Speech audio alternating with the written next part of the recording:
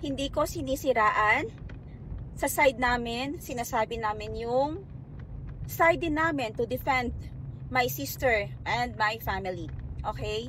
Hindi ito sausaw dahil in the first place, naging part siya ng family namin. Tinuring siya ng family. Pero mali pala yun, no? Dapat hindi mo na kailangan ituring ng family. Hindi mo na kailangan mag-adapt ng mga taong ganyan. Pero since malaki ang respect ni Princess sa kanya, dahil siya ang andoon, nung wala kami sa Uganda, nung kailangan niya ng kaibigan, siya ang andoon.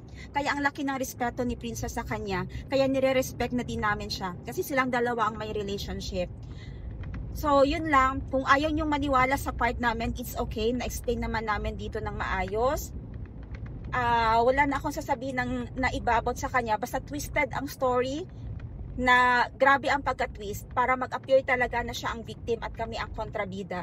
Nasa sa inyo na yan. Kasi pag hindi ko talaga kilala si Princess at nagsusubaybay lang ako sa kanila, ma-understand ko na yung panic ninyo ay kay Christine. Ma-understand ko talaga. Kasi yun talaga ang mangyayari. Ang galing talaga nila. Sobra. Ngayon lang ako na parang nakakashock ba? Nakakashock na nakakatrauma. Ngayon na talaga ako wow! Wow! Yung tsinelas wala naman sa bahay. Yung gadgets wala naman doon. Bakit? Yung inopen niya ba ang bag niya? Yung siya lang ang nag-check ng bag niya? Nakita niyo ba?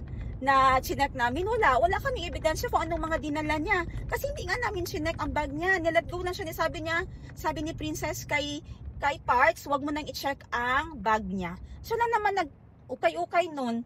Pinicturan niya lang yung gadgets na iniwan niya. Pero yun lang naman yung part ng video. Madami naman yung botol. Kung mangyari sa inyo, sa kanyo kami balikan na tama kayo. Kasi si Princess pala dati, niwarningan niyan siya na yung kapatid niya ay nagtrabaho dun sa kakilala ni Princess sa Uganda. Niwarningan si Princess. Pero ang sabi ni Princess, no, iba ito siya. May screenshot sila ng convo na yon sa WhatsApp. Sinend sa akin ni Princess. Sa amin ni Princess pinabasa.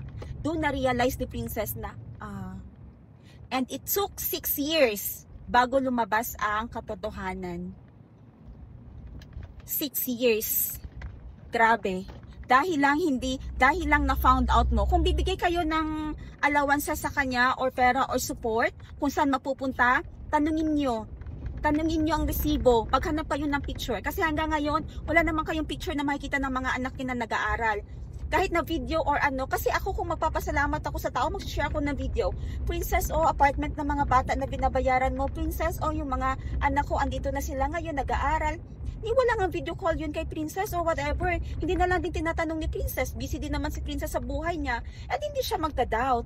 Hindi siya magda-doubt talaga ng ganun na mangyayari sa kanila. Yung ganun na sitwasyon. So, nasa sa inyo yan, ha?